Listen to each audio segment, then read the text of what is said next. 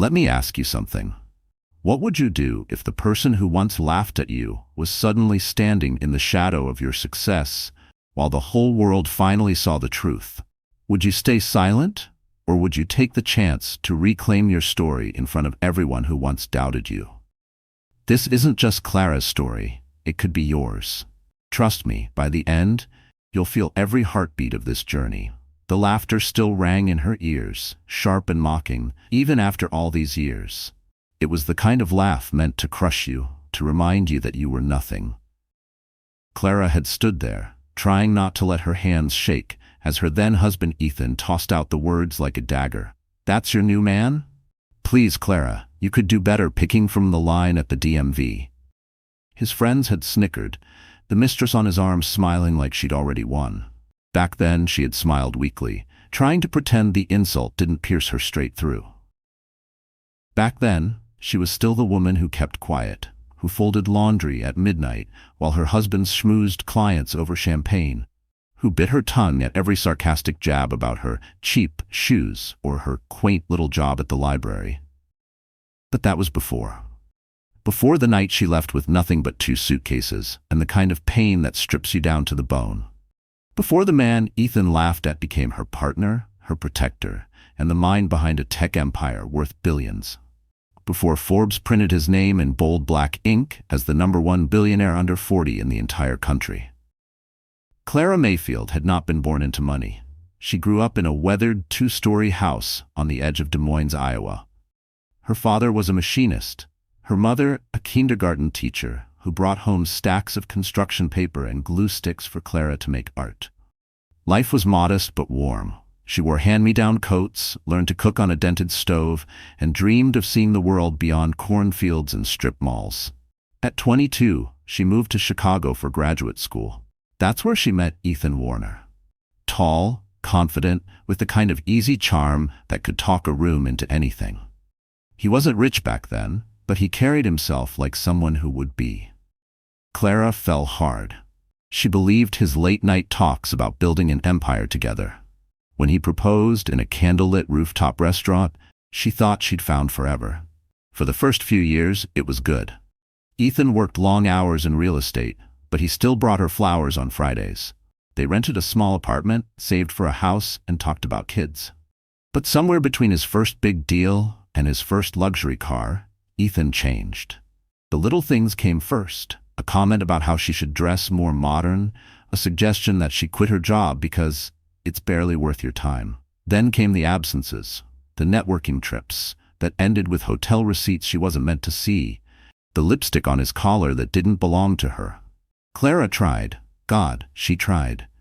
She read marriage books, cooked his favorite meals, smiled at parties even when she knew the woman on his arm the night before had been more than a client. But the night it all broke was the night he publicly humiliated her. It was at a charity gala for the city's children's hospital. She had worn her best, a pale blue gown she'd saved up for over months, simple but elegant.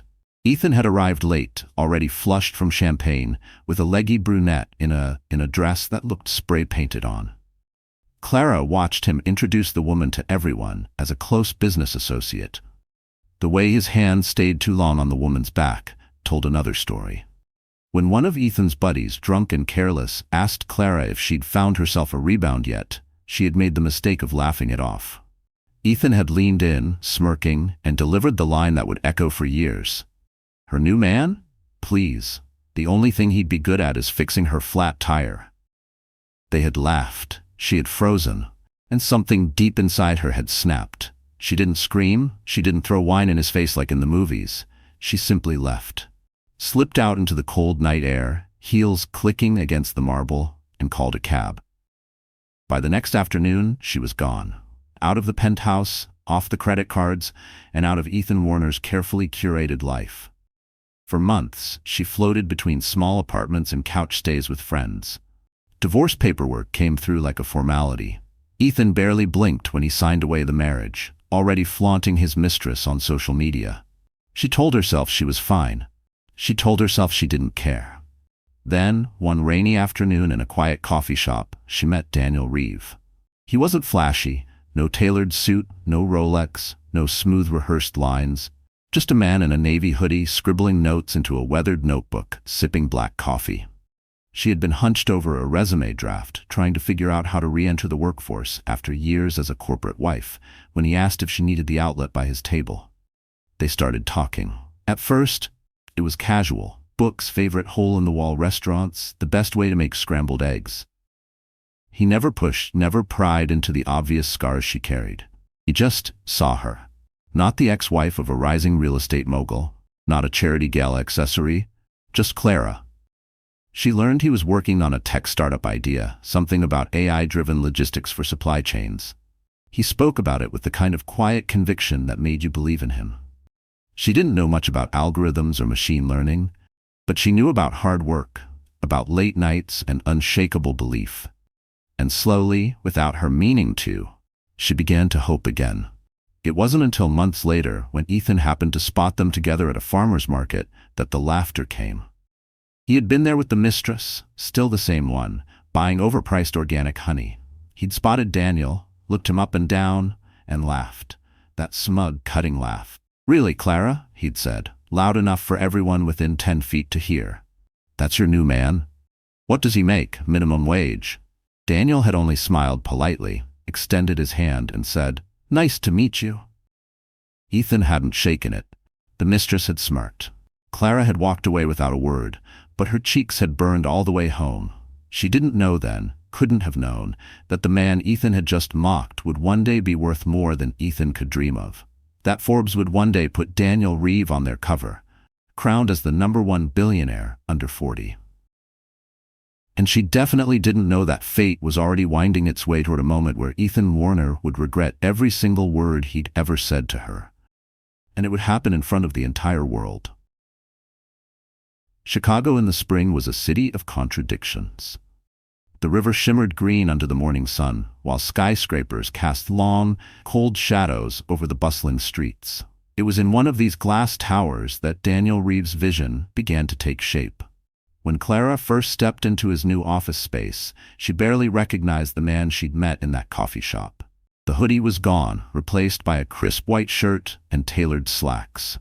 The small spiral notebook had evolved into a sleek laptop filled with investor pitches, product mock-ups, and global market data. "This is it?" she asked, glancing around the half-furnished space. The walls were bare, the desks mismatched, but there was an energy in the air. Sharp, focused, electric. "This is where it starts," Daniel said, smiling as he rolled up his sleeves. "We're building something big, Clara, something that can change the way the world moves goods." At first, she came by just to bring lunch, to listen to him talk through logistics algorithms she barely understood. But slowly, she became part of it, helping organize investor dinners, proofreading press releases, connecting Daniel with contacts from her old life. She had been invisible in Ethan's world. But here, she was essential. By year 2, Reeve Logistics had grown from 3 people in a cramped office to a team of 50 in a downtown high-rise. Tech blogs started writing about them. Venture capitalists fought for meetings. Clara could see it happening. The quiet, steady transformation of a man with an idea into a man with a legacy in the making. Daniel never changed toward her, though. Even as meetings took him to New York, Singapore, and Dubai, he still made her coffee every morning when he was home. Still asked about her day first. Still looked at her like she was the most important person in the room. Meanwhile, Ethan's life was going exactly the way he thought it would. Until it wasn't. After their divorce, he'd married the brunette mistress, her name was Tara, in a lavish destination wedding in the Maldives. Social media saw endless photos of yacht trips, champagne brunches, and designer shopping hauls. His real estate firm boomed for a while, riding the high of an aggressive development streak, but the market turned. 2 high-profile projects stalled. Investors got skittish. Tara's taste for luxury only grew, and Ethan's easy confidence began to crack. The first time Ethan heard Daniel's name again was at a charity auction. A fellow developer leaned over and said, "You know Reeve Logistics? They're killing it. Raised another $100 million last quarter." Ethan had shrugged it off. Logistics wasn't sexy. Trucks and warehouses didn't get your name in Architectural Digest. But the name kept popping up. In business articles, on LinkedIn, in conversations at networking events. Reeve Logistics had landed contracts with 3 Fortune 500 companies, then 5, then 10. By the third year, they had gone public. The IPO was one of the largest in the decade, instantly catapulting Daniel's net worth into the billions. Forbes put him on the 40 under 40 list. TechCrunch called him the quiet disruptor. Clara watched it all unfold from a front row seat, but she wasn't thinking about the headlines. She was thinking about the nights Daniel came home exhausted but smiling, about the way he treated every employee like family, about the small ways he still chose her over everything else. And then, fate decided it was time to bring Ethan back into their orbit. It started with a gala, not unlike the one where Ethan had humiliated her years before. This one was hosted by the International Children's Fund, a black-tie event held at the historic Astoria Ballroom. Daniel had been invited as an honored guest for his company's work in donating shipping logistics for disaster relief. Clara hesitated when the invitation came. The Astoria was part of her old world, the world where women were judged on the label of their gown and the sparkle of their jewelry. But Daniel had looked at her with that quiet encouragement she knew so well. "You belong there," he said simply. "Not because of me, because of you." The night of the gala, Clara chose a gown unlike anything she'd worn before. Emerald silk that skimmed her figure, paired with understated diamond earrings Daniel had given her on their first anniversary. When they walked into the ballroom, cameras flashed instantly. She hadn't realized just how much attention Daniel now commanded until that moment. People surged toward them, CEOs, philanthropists, even a senator, shaking hands, asking questions, angling for photos. Clara smiled graciously, holding Daniel's arm, but inside she was marveling at how far they'd come from that mismatched office with bare walls. And then, across the room, she saw him. Ethan. Older, but still tall and broad-shouldered, still wearing that practiced smirk. Tara was on his arm in a glittering silver dress, hair perfectly styled. The moment his eyes landed on Clara, the smirk faltered, just slightly, before reforming into something sharper. They hadn't spoken in years. He started walking toward them, Tara in tow. "Clara," he said smoothly, as if they were old friends. "It's been a while." His gaze slid to Daniel. "And you must be the new man." Daniel extended his hand. "Daniel Reeve, nice to meet you." Ethan's handshake was quick, perfunctory. "Reeve, logistics, right? You're doing trucks or something?" Clara felt Daniel's subtle squeeze on her arm, a silent signal to let it pass. But before she could reply, a voice from behind them called out, "Daniel, can we get a shot of you for the Forbes cover preview?" The photographer stepped closer, flashing an apologetic smile at Ethan. "We just want a quick one of the #1 billionaire under 40. The words seemed to hang in the air, heavy and undeniable. Ethan's expression froze for a fraction of a second before he forced a laugh. "Billionaire, huh? Guess you've done all right for yourself," he said. But there was a tightness around his eyes Clara recognized. They posed for the photo, flashbulbs popping, while Ethan and Tara stood a few feet away, watching. When the photographer moved on, Ethan made some excuse about needing to say hello to another guest and walked off, his smile brittle. Clara exhaled slowly. Part of her had thought this moment, the moment Ethan realized exactly who Daniel had become, would bring some kind of triumphant rush. But what she felt instead was quieter, steadier. She didn't need him to grovel. She didn't need to prove anything to him anymore. The only thing she cared about was the man standing beside her, the one who'd built his empire without tearing her down. Still, she couldn't shake the feeling that this wasn't the last time Ethan Warner would cross their path.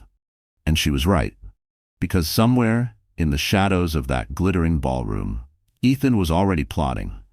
And the next time they met, it wouldn't be by chance. It would be a collision. Ethan Warner had always believed in two things, that money erased mistakes, and that charm erased the rest. In his mind, reputations were like properties. They could be remodeled, polished, staged, and sold again. But standing in that ballroom, watching Daniel Reeve soak in the attention, Ethan had felt something he hadn't experienced in years. A threat. It wasn't just that Daniel was wealthy. Ethan had known rich men before, partnered with them, undercut them, even outplayed them. This was different. Daniel was respected. People weren't circling him out of fear or greed. They were drawn to him because they believed in him. Ethan could see it in the way guests leaned in when Daniel spoke, in the genuine smiles that lit up faces when he shook their hand. And Clara, his Clara, was right there in the center of it. She didn't have the tight, polite smile she used to wear at Ethan's side. Now she looked alive, radiant, like she belonged in every glittering frame. That image lodged in Ethan's mind like a splinter. By the time the gala ended, he'd already decided. He wasn't going to fade into the background while Clara and her billionaire husband, boyfriend, fiancé, whatever he was, became the city's golden couple. No, Ethan was going to remind everyone, especially Clara, who had made her. The opportunity came quicker than he expected.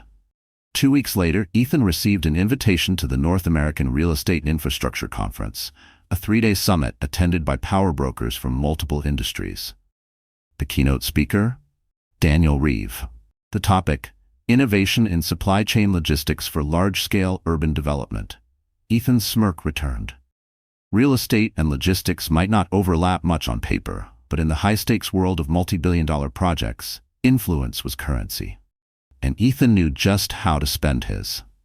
He called an old contact, a media consultant who owed him a favor, and pitched an idea, an exclusive side event during the conference.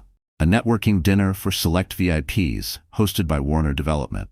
It would be invitation-only, media-friendly, and most importantly, positioned as the place to be on the conference's opening night. He made sure Clara's name was on the guest list.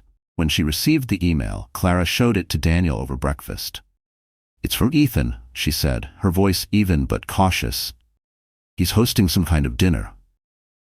Daniel sipped his coffee. "You want to go?" "I don't know." She traced the rim of her mug. "Part of me thinks it's a bad idea. The other part thinks I'm done avoiding him." Daniel met her eyes. "Then we go, together." The dinner was held at the Monarch, a rooftop restaurant with panoramic views of the city. Guests arrived in black cars, stepping out in couture gowns and hand-tailored suits. Photographers lined the entrance, flashing bulbs, capturing every arrival. Inside, the lighting was warm, the air perfumed with roses and expensive whiskey. Ethan stood at the center of it all, greeting people like a king holding court. Tara was draped on his arm, her diamond bracelet glittering under the chandeliers. When Clara and Daniel entered, conversation in their immediate vicinity dimmed just slightly, enough for her to notice. She felt the weight of eyes on her, the subtle ripple of whispers. "Clara," Ethan said, stepping forward with a smile that didn't reach his eyes. "Daniel, glad you could make it." "Thanks for the invite," Daniel replied, his tone polite but cool. Ethan gestured toward the long dining table. "Please sit, I've saved you the best seats, right across from me." Dinner began pleasantly enough. Waiters glided between tables with courses of seared scallops, truffle risotto, and aged ribeye. Ethan kept the conversation light, asking Daniel about expansion plans, sprinkling in compliments about Reeve Logistics' impressive growth. But Clara could feel it, the undercurrent. Ethan was building to something. It came during the third course. One of the reporters invited to the dinner asked a question about public-private partnerships in large development projects. Ethan leaned back in his chair, swirling his wine. "Well," he began, "I think partnerships are all about knowing the right people. Take Clara here. Back in the day, she didn't have a single contact in this city. Everything she knows about these circles, about how to move in them, she learned from me." The table went uncomfortably quiet. Clara felt heat rise in her cheeks. Ethan smiled, as if unaware of the tension. Of course, now she's with Daniel. She's got an even bigger stage, but let's not forget where it started. Daniel's jaw tightened, but he didn't interrupt. Clara placed her fork down deliberately. "Actually," she said calmly, "what I learned from you, Ethan, was what I never wanted in a partner." A few gasps. Even the clink of silverware paused.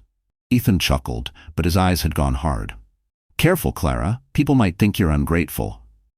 Daniel's voice was quiet but steady. "I think people here are smart enough to see gratitude and condescension aren't the same thing." The reporter's eyes lit up. A headline was practically writing itself. Ethan quickly changed the subject, but the damage was done. Cameras had caught every flicker of expression, every pause, and by the time dessert was served, Clara could tell Ethan knew it. Still, she also knew this wasn't over. Ethan wasn't the type to take a public bruise without striking back. Her suspicion was confirmed the next morning when she opened her phone to find her inbox flooded.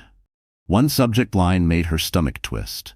Exclusive: Daniel Reeves' shocking past connection to Clara Warner. The article wasn't subtle. It dug into her divorce, painting her as a woman who had traded up from a struggling developer to a tech mogul.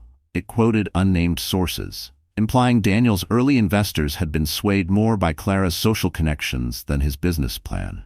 It was a calculated smear, not just at Daniel's credibility, but at hers. Daniel read it over her shoulder, his expression unreadable. "We'll deal with it," he said simply. But Ethan wasn't done. Later that week, Clara received an invitation to another event, this time a televised charity auction where Daniel had been slated to present a major donation. She knew instantly that Ethan would be there, and if she was right, he'd have one last play up his sleeve, something designed to humiliate them on a stage far bigger than any rooftop dinner. She closed the invitation slowly, her mind already racing. If Ethan wanted a public battle, maybe it was time she stopped playing defense. Because Clara Mayfield had learned a long time ago that the best way to beat a man like Ethan wasn't to avoid his stage. It was to own it. And soon, the spotlight would be hers. The night of the televised charity auction arrived with the kind of fanfare that made even the most jaded socialites straighten their posture. The annual Hearts for Hope Gala wasn't just another society event. It was broadcast live, drawing millions of viewers, with A-list celebrities, CEOs, and politicians vying for camera time. Daniel had been invited as a headline donor. His company's logistics network had been instrumental in delivering aid to hurricane victims in record time, and tonight he would present a $5 million matching grant to expand relief operations. For weeks, Clara had been helping him prepare, from the speech to the choice of suit. She wanted everything flawless. But in the back of her mind, the shadow of Ethan's invitation loomed. They arrived at the Grand Regency Hotel ballroom under a cascade of flashbulbs. Clara wore a deep crimson gown that hugged her figure, paired with understated diamond studs. Daniel was in a tailored black tuxedo, every inch the poised billionaire philanthropist. As they stepped onto the red carpet, reporters called out questions about the donation, the company's next big project, even about Clara's gown designer. Inside, the ballroom gleamed with crystal chandeliers and velvet drapes. A raised stage sat at the far end, flanked by massive LED screens projecting live footage of the event. Rows of tables surrounded it, each decorated with towering floral arrangements. Clara spotted him almost immediately.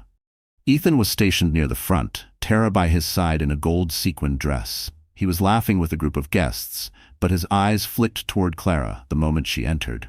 That familiar smirk returned, slow and deliberate, like he was savoring a secret. During the cocktail hour, Clara and Daniel mingled with other donors, but every time she glanced toward Ethan, he seemed to be in quiet conversation with someone.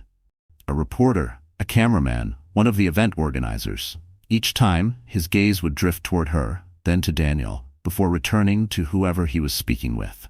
Her instincts told her he was setting something up. Finally, the MC took the stage, welcoming guests and highlighting the evening's agenda. The auction began with smaller items. A weekend at a Napa Valley villa, a private yacht charter, before building toward the headline presentations. When it was time for Daniel's segment, the MC's voice rang out. "And now, please welcome to the stage, Mr. Daniel Reeve, CEO of Reeve Logistics, here to make a very special announcement." Daniel rose, buttoning his jacket. Clara squeezed his hand as he made his way to the podium, the spotlight following him. Cameras zoomed in, projecting his image onto the giant screens.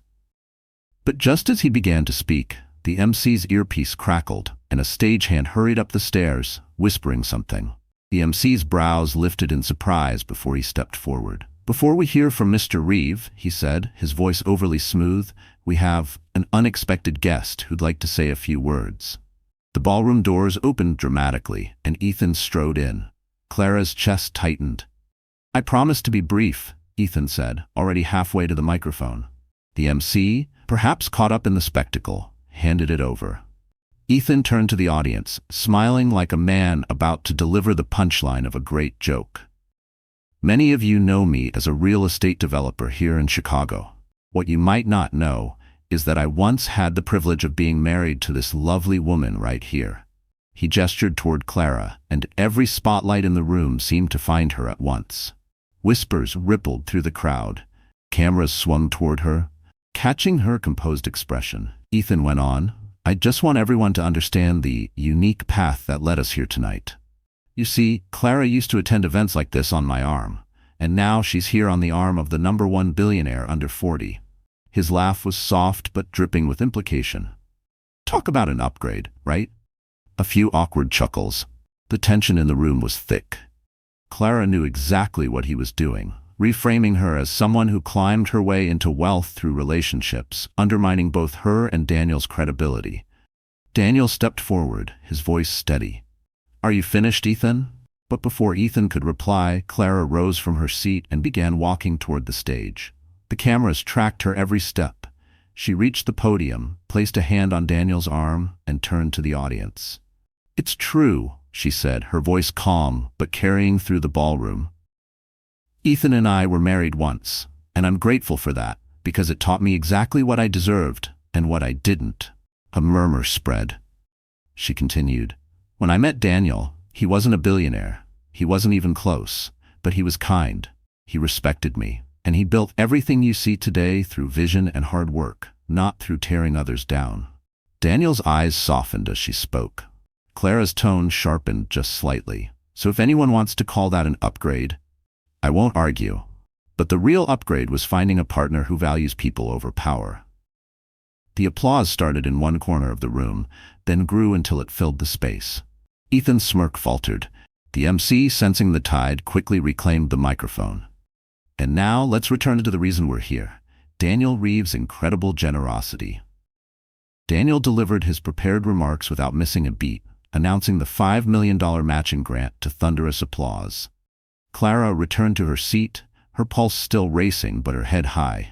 When the segment ended, guests swarmed their table to congratulate them, while Ethan sat at his jaw tight, Tara whispering something that made his shoulders stiffen. But as the evening wound down, Clara caught one last look from him. It wasn't the smug, mocking glance she'd come to expect. This one was different, darker. She realized then that she hadn't seen the last of him. And whatever he was planning next, it wouldn't be in the shadows. Because men like Ethan didn't disappear quietly. They doubled down. The morning after the Hearts for Hope gala, Clara woke to the sound of Daniel's phone vibrating on the nightstand, again and again. It was barely 6 a.m., and he was already pulling himself upright, his expression tight. "Everything okay?" she asked, still groggy. He didn't answer right away, scrolling through notifications. "We've got a problem," he finally said, swinging his legs over the bed. A big one. Within minutes, she was downstairs in the kitchen, coffee in hand, watching Daniel pace while his phone buzzed nonstop. Overnight, a story had broken on several major news sites. The headline hit like a punch: "Reeve Logistics under federal investigation for contract irregularities." The article claimed that one of Daniel's early government contracts, a deal to supply emergency transport vehicles, was under scrutiny for possible conflicts of interest. Anonymous sources alleged that the contract had been awarded thanks to social connections rather than merit. Clara didn't need to guess whose anonymous sources those were. The phrasing was too pointed, too familiar. "This is Ethan," she said flatly. Daniel nodded. "It's not even accurate. Every contract we've ever had is above board. But the damage is in the perception.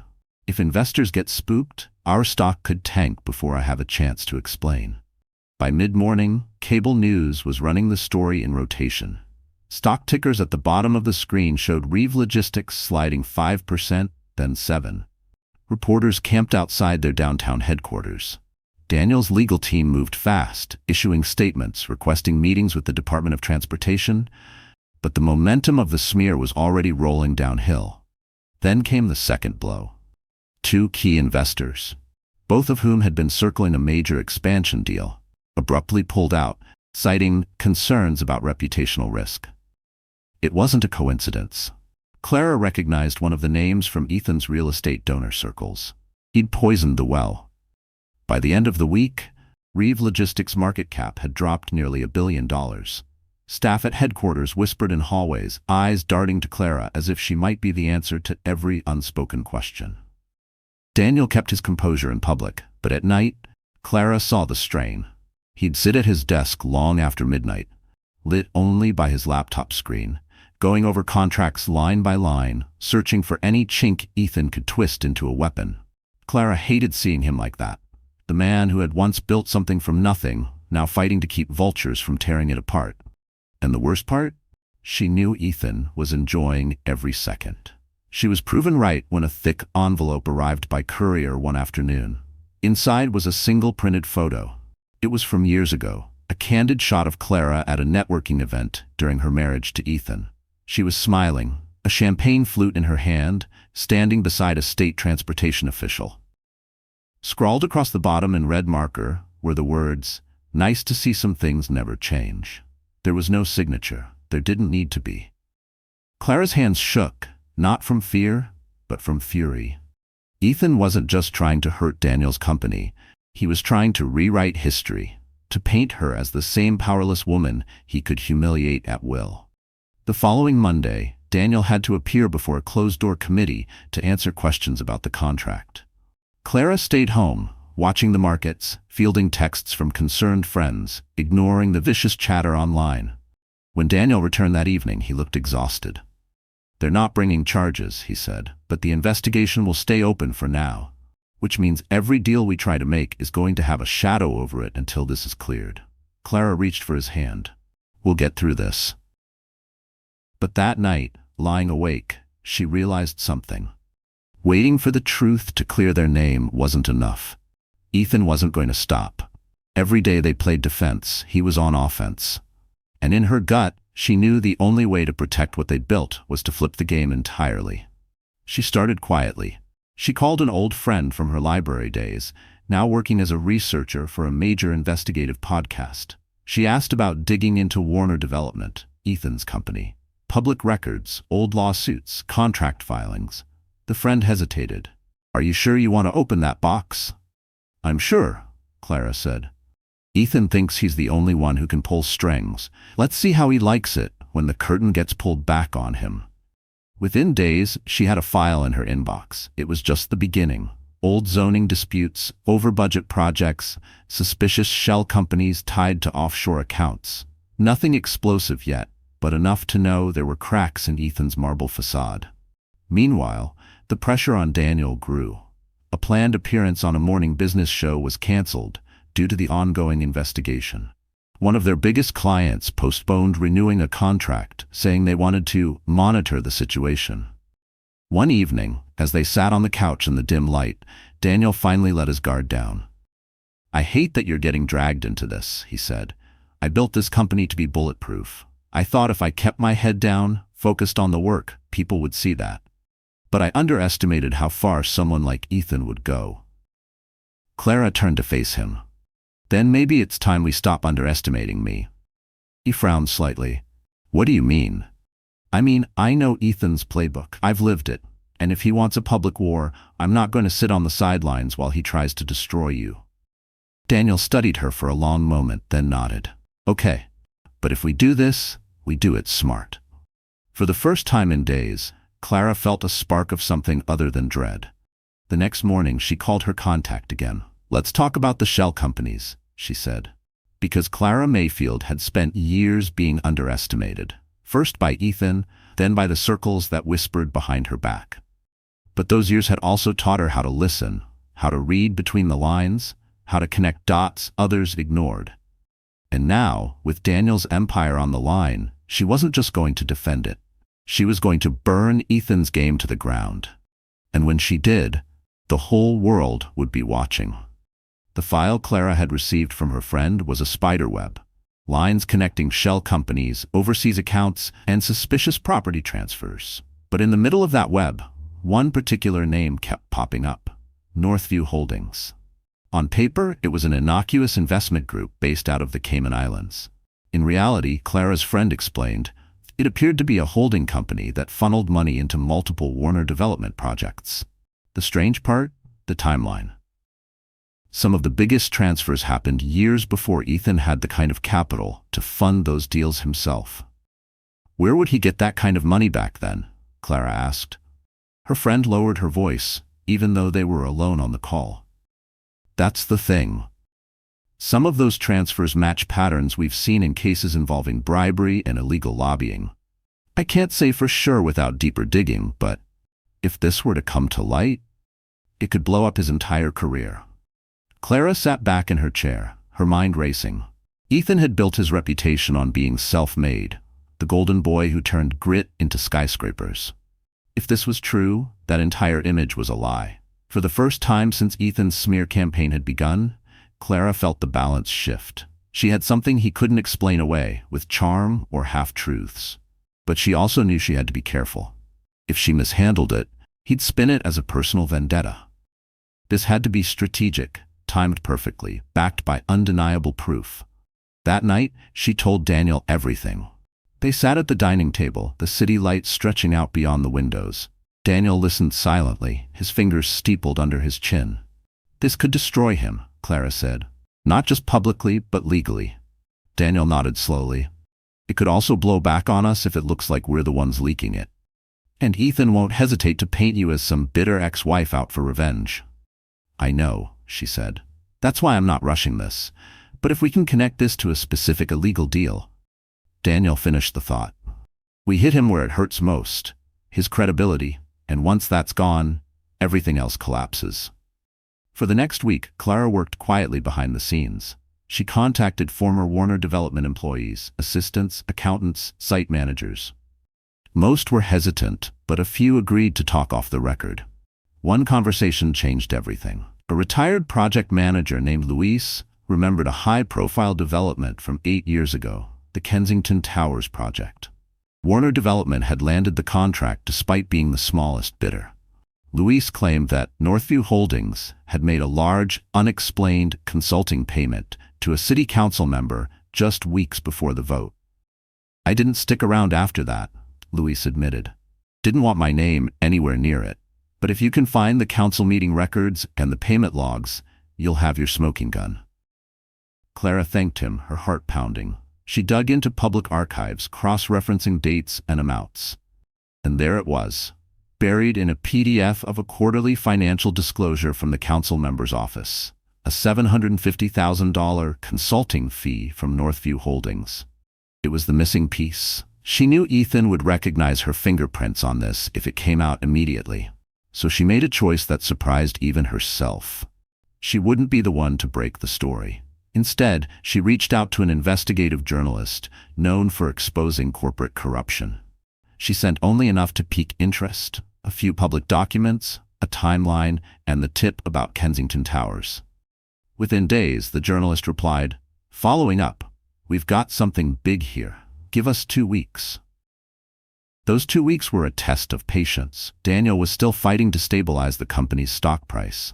The investigation into their government contract was still open, and Ethan was quiet. Too quiet. Clara knew him well enough to recognize the pattern. He was planning something. Her confirmation came at a fundraising dinner for the city's Historic Preservation Society. Halfway through the evening, one of Daniel's board members pulled him aside, looking grim. "I heard Warner's been talking to some of our partners," the board member said, suggesting they reconsider their relationship with Reeve Logistics. "Word is, he's dangling investment opportunities if they distance themselves from you." Daniel kept his composure, but later, in the car, his voice was tight. "He's trying to isolate us. If he can make us look unstable, he thinks he can scare everyone into cutting ties." Clara looked out the window at the blur of city lights. "Then it's time we stop waiting for the right moment. The moment is now." The following Monday, the journalist's story dropped online at 7 a.m. By 7:15, it was the top trending topic on social media. Self-made? Investigative report links Warner Development to offshore bribes in Kensington Towers deal. The article laid everything out: the shell companies, the suspicious payments, the connection to the city council vote. It quoted multiple former employees, detailed the pattern of similar deals, and questioned whether Warner Development's rise had been fueled by illegal lobbying. News anchors read excerpts live on air. Business channels debated whether Ethan could survive the fallout. The city's ethics committee announced a formal review within hours. Clara watched the coverage from her office, a quiet satisfaction settling over her. This wasn't petty revenge. This was accountability. By noon, Ethan's PR team had released a statement calling the allegations baseless and politically motivated. But the damage was already done. Investors started calling for him to step down. That evening, Clara received a single text from an unknown number. "You think you've won? This isn't over." She deleted it without replying. Because she knew something Ethan didn't, she wasn't done either. If the first half of this fight had been about survival, the second half was going to be about transformation. For years, she had measured her worth by how small she could make herself to fit into someone else's world. Now, standing beside Daniel as an equal, she saw the truth. She didn't just belong in these rooms. She could own them. She started making calls, not as Daniel's partner but as Clara Mayfield, independent investor and strategist. She began meeting with nonprofits, city planners, and entrepreneurs, exploring partnerships under her own name. The same week Ethan was subpoenaed for questioning, Clara was invited to join the board of a major urban development initiative, the kind of role Ethan used to boast about holding. She accepted, without hesitation. The message was clear. She wasn't hiding in anyone's shadow anymore. And soon, at the biggest gala of the season, she would prove it in front of the same crowd that had once watched her be humiliated. Only this time, she'd be the one holding the microphone. The night of the Metropolitan Impact Awards Gala was one of those rare evenings where Chicago felt like the center of the universe. The city's skyline glittered like a crown, and the Grand Metropolitan Hall, with its soaring marble columns and sweeping staircases, pulsed with the energy of power, money, and influence, all gathered under one roof. Clara stood in front of the mirror in her penthouse bedroom, taking one last look at herself. She barely recognized the woman staring back. The soft-spoken, tentative version of herself that Ethan had once kept in the background was gone. Her gown was custom-made, deep sapphire velvet with a dramatic slit and a neckline that spoke of confidence without a hint of apology. Her hair was swept into an elegant chignon, revealing diamond drop earrings she had chosen herself. Not borrowed, not gifted to win her compliance. She had become her own curator. When Daniel came in from the adjoining room, already in his black tuxedo, he stopped in the doorway. "You look." His voice caught for a second. "Like you're exactly where you're meant to be." Clara smiled, but there was steel beneath it. "Tonight isn't just about looking like I belong. Tonight is about making sure no one ever forgets it." The gala was the kind of event that defined social standing for the next year. Awards were given not just for philanthropy, but for impact. A nebulous term that meant influence, visibility, and the ability to shape the city's future.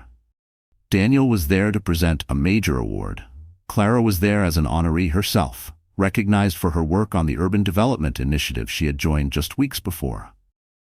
As they stepped out of the limousine, the red carpet erupted in flashes.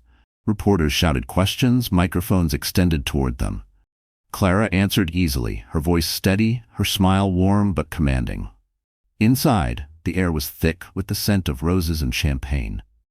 Clara could feel eyes on her, some curious, some admiring, a few measuring.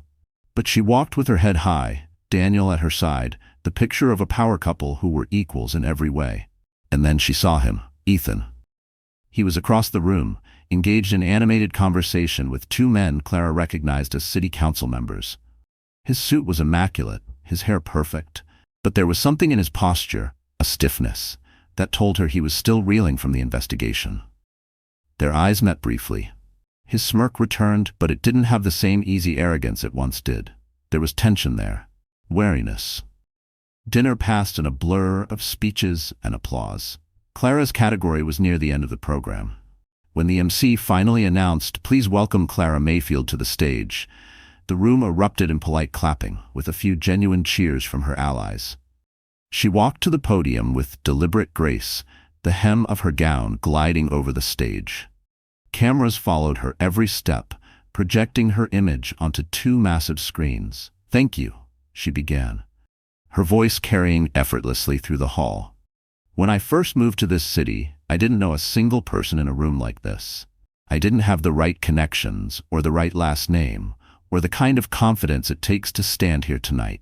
But what I did have was a belief that we are measured not by the power we take, but by the opportunities we create for others. She glanced toward the table where Ethan sat, his expression unreadable. In my early years here, I learned some hard lessons, she continued. I learned what it feels like to be underestimated, to be spoken for instead of listened to be told in ways subtle and blunt that my value was tied to who I was standing beside, rather than who I was. The room was silent now, every ear tuned to her words. But those lessons were also gifts, she said, her tone warming, because they showed me the kind of leader I never want to be, and they reminded me that the truest measure of success isn't applause in a ballroom, it's the impact you leave when no one's watching. She closed with a call to action for the development initiative, urging the city's elite to invest in projects that served entire communities, not just profit margins. The applause that followed was thunderous, genuine. As she stepped down from the stage, Daniel met her at the edge, his eyes shining with pride. That was perfect. But not everyone was clapping. Ethan's gaze followed her as she returned to their table, his fingers drumming slowly against the white tablecloth. He didn't approach her right away, but she could feel the tension building, the way predators circle before they strike. Sure enough, when the formal program ended and guests began mingling again, Ethan made his move. "Clara," he said smoothly, appearing at her side as if summoned. "Congratulations, quite the speech." "Thank you," she replied, her tone polite but cool. "You've certainly evolved since we last shared a stage," he said, his smile edged. "But you should know, this city has a long memory, and not all of it is flattering." Clara met his gaze evenly. "Then I guess it's a good thing I'm not here to please the past." For a moment, something flickered in his expression. Irritation, maybe even uncertainty. But he recovered quickly, leaning in just slightly. "Enjoy the spotlight while it lasts. You'll find it's not as warm when people start asking the right questions." Before she could respond, he melted back into the crowd, leaving only the faintest trace of cologne and the unmistakable scent of a threat. Daniel appeared at her side almost instantly. "What did he say?" Clara shook her head. "Nothing new, just another reminder that he's still playing." But this time, she wasn't intimidated. She felt a strange calm instead, the kind that came from knowing she wasn't reacting anymore. She was directing. Because what Ethan didn't realize was that she had already set the final act in motion. And when the curtain fell, it wouldn't just be a win for her and Daniel. It would be the end of Ethan's reign entirely, and the city would see it happen in real time. The morning after the Metropolitan Impact Awards, Clara woke with a clarity she hadn't felt in years. It wasn't just that her speech had landed, it was that she had seen it in people's eyes. They no longer saw her as Daniel's partner or Ethan's ex. They saw her as Clara Mayfield, a force in her own right. And now, she intended to use that. Her first step was symbolic, but necessary. She booked an appointment with Chicago's most exclusive image consultant, not to change who she was, but to refine how the world saw her. By the end of the week, her wardrobe was streamlined. Sharp, tailored suits in bold colors, sleek evening gowns that moved like water, statement accessories chosen not for price tags but for presence.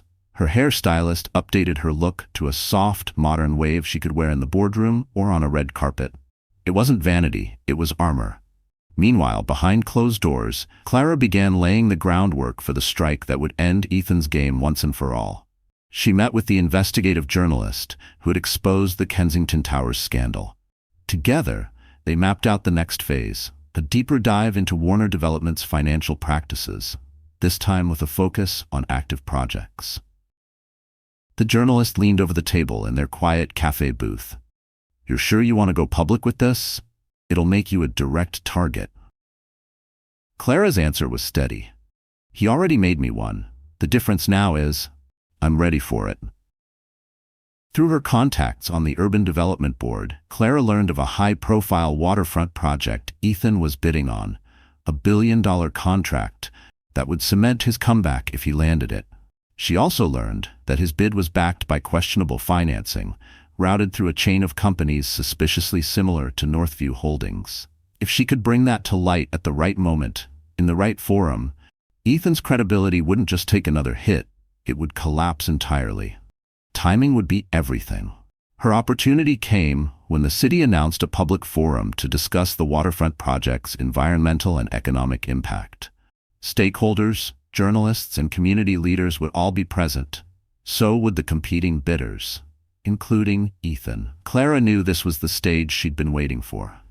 In the weeks leading up to the forum, she doubled down on her public presence. She accepted speaking engagements, appeared on local business panels, and wrote op-eds about ethical development practices. Each time, she positioned herself not as someone tearing a man down, but as a leader fighting for transparency and accountability in the city's growth. Daniel watched her transformation with a mix of admiration and awe. "You're running a full campaign," he said one night as they reviewed her calendar. Clara smiled faintly. "No, I'm telling a story, and by the time it's over, no one will question the ending." Still, she knew she had to prepare for Ethan's counterpunch, and it came right on schedule. A week before the forum, a gossip blog ran a piece claiming Clara had only joined the Urban Development Board to influence contract decisions in Daniel's favor. The article cited anonymous sources who said she was leveraging personal relationships to sway votes. Daniel was furious. This is the same garbage he's been pushing from day one. Clara wasn't rattled. Let him. Every time he tries to smear me now, it just proves my point, that he fears transparency.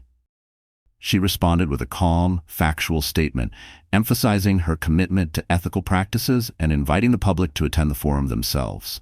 The response was overwhelmingly in her favor. And then came the final piece of her plan. 2 nights before the forum, she met again with the journalist, sliding a slim flash drive across the table. "Everything you need is on there. Shell company registrations, bank transfers, internal memos from Warner Development's own people. It's all tied to the waterfront bid." The journalist glanced at the drive, then at Clara. "You realize this could end him." Clara's voice was calm, almost quiet. "That's the point." On the morning of the forum, Clara dressed with precision. A charcoal gray suit with a silk blouse the color of champagne, simple gold earrings, and a leather portfolio in hand. Daniel kissed her cheek before she left. "You've got this," he said. The forum hall was packed.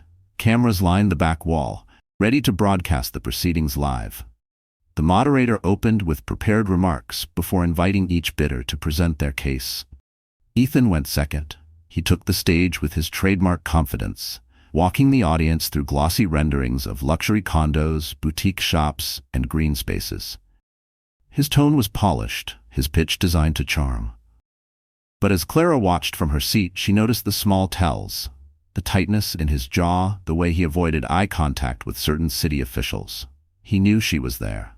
He knew she was ready. When it was her turn to speak during the open comment period, she walked to the microphone with deliberate calm. "My name is Clara Mayfield," she began, "and I serve on the board for the Urban Renewal and Development Initiative. Tonight, I want to speak not about aesthetics or projections, but about integrity." She paused just long enough for the room to settle.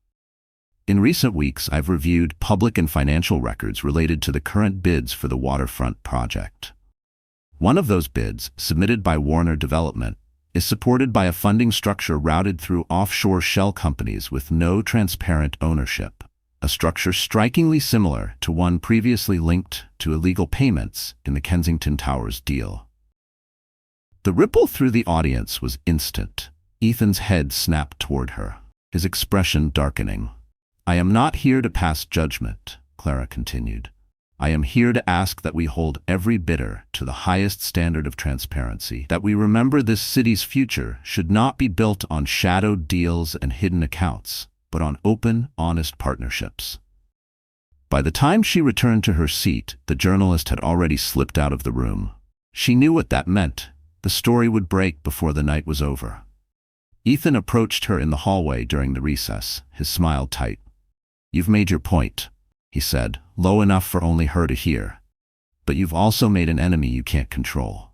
Clara met his gaze steadily. "You've been my enemy for years, Ethan. The only difference now is everyone else knows it too." She walked away without looking back.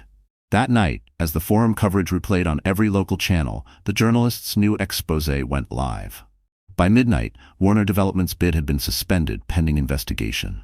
And Clara knew. The final act was ready. All that remained was the stage. And she was about to choose the biggest one yet. The city's annual leadership gala was the most exclusive night of the year. It wasn't televised like some charity events. It didn't need to be. The power in that room could move millions of dollars with a handshake, decide the future of entire neighborhoods over a glass of champagne. And Clara had chosen it as the stage for the final act. It wasn't just about humiliation.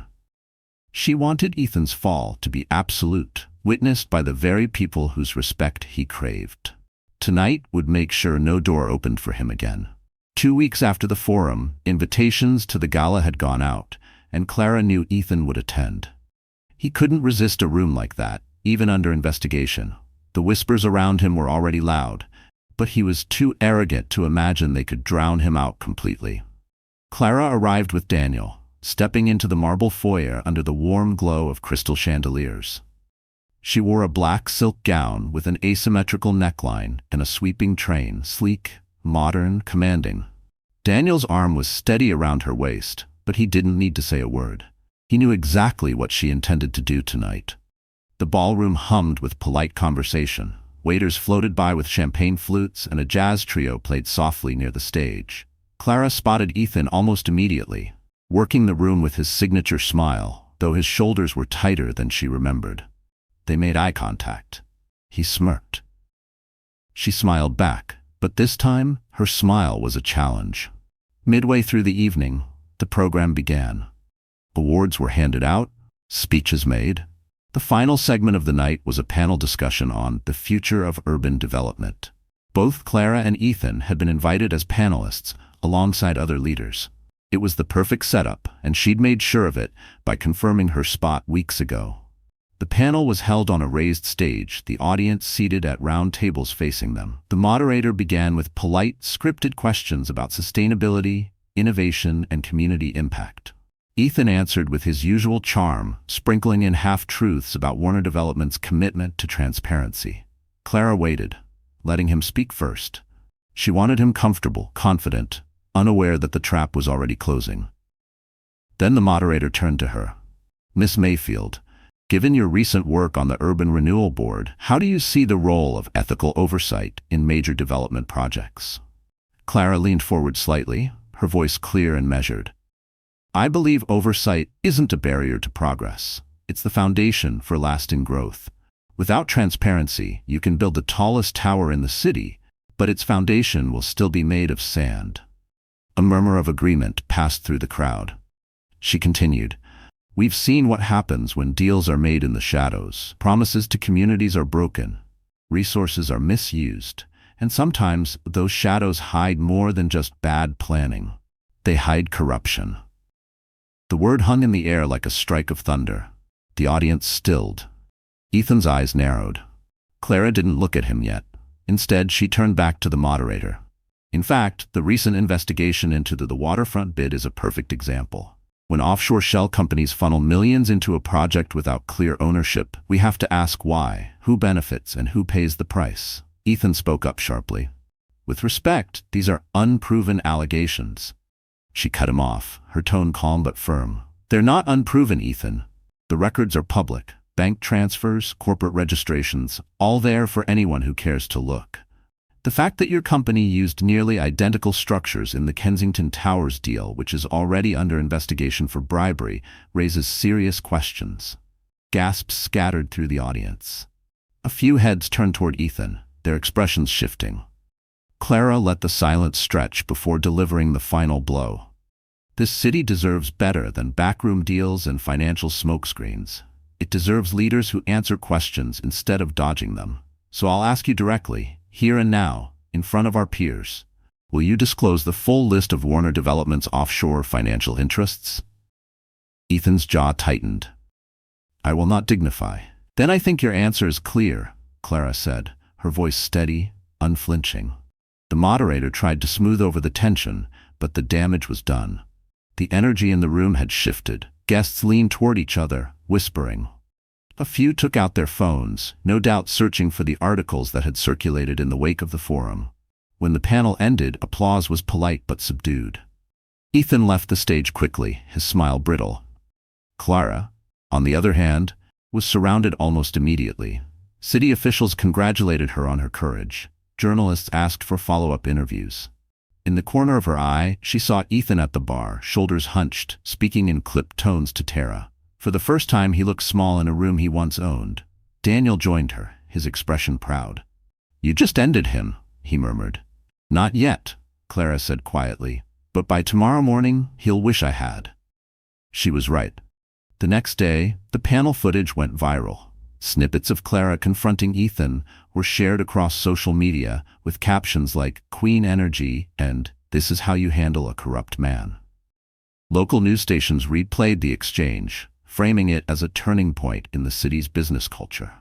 By noon, two major partners announced they were suspending all joint ventures with Warner Development, pending review of recent allegations.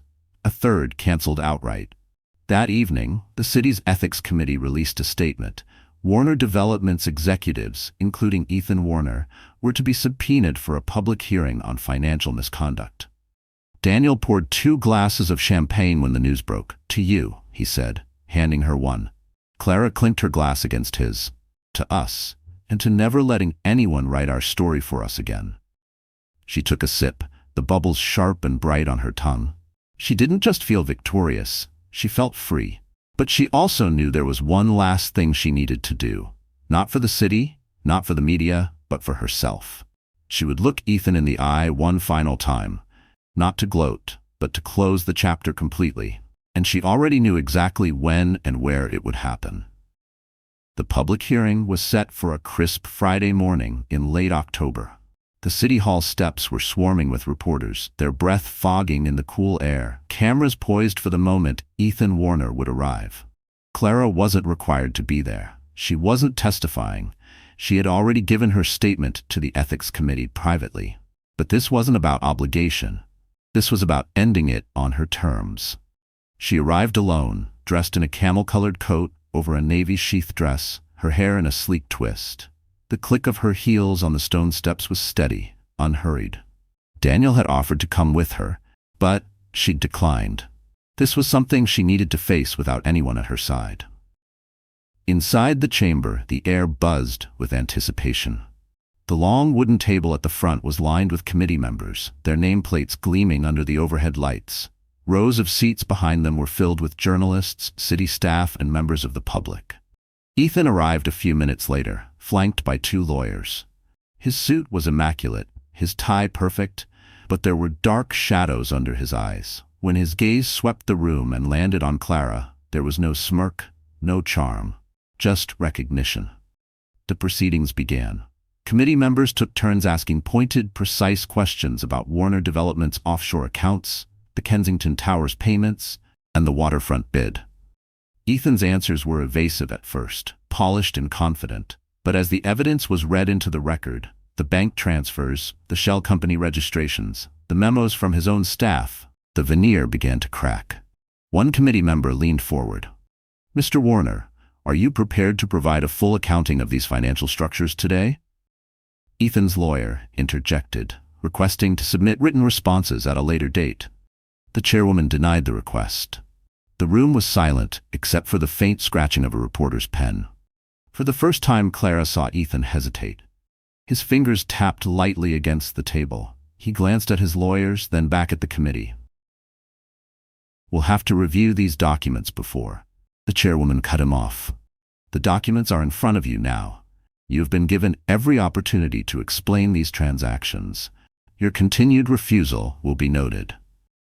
It was the sound of a man losing control. By the time the hearing recessed for lunch, the headlines were already rolling. Warner dodges questions in explosive ethics hearing, and offshore accounts at center of Warner scandal.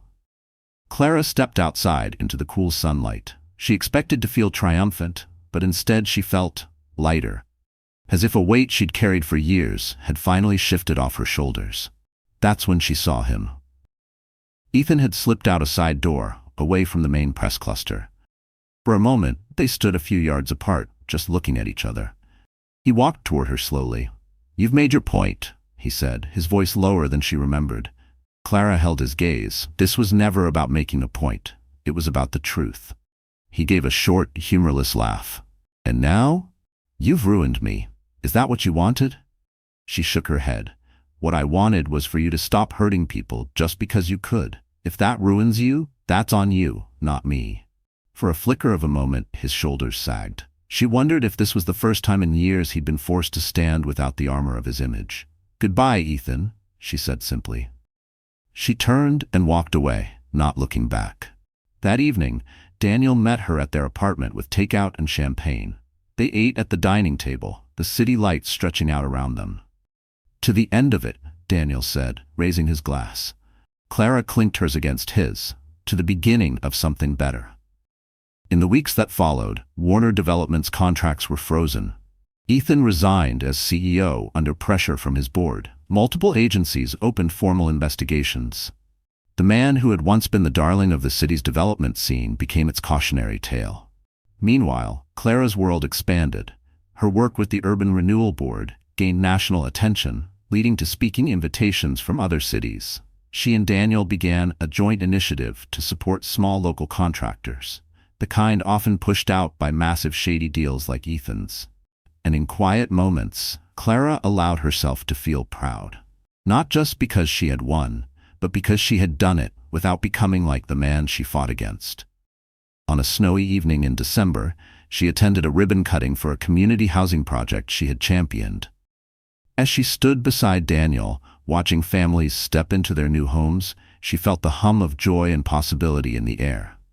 The cameras caught her smiling, but what they couldn't capture was the thought running through her mind, that no matter where she had started, no matter who had once tried to define her, she had built something that couldn't be taken away. Later, as they drove home through the snow-covered streets, Daniel reached for her hand. "You know," he said, "there's a whole world out there that still needs what you have to give." Clara squeezed his hand back. "Then let's go give it to them." The city skyline rose ahead of them, lights twinkling against the winter night. And Clara Mayfield, once underestimated, once laughed at, knew this wasn't the end of her story. It was the start of the chapter she had always been meant to write, because she had learned that a woman's greatest power isn't in proving people wrong, it's in proving herself right. So the story has ended. Our wonderful friends, are you still here until now? If you are, it means something in this journey has touched your heart. Clara's path reminds us that true strength isn't about revenge. It's about reclaiming your voice and standing tall in your truth. As an old saying from heterodox thought goes, healing begins the moment you stop living in someone else's story.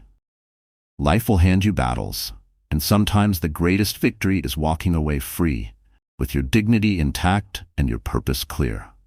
If this story has stirred something in you, let it be a reminder that no matter who doubted you, your worth is not theirs to define. If you feel this truth, give this video a like, share it so others can feel it too, and subscribe to the channel. And tell me in the comments, what's the moment you knew you had to reclaim your own story?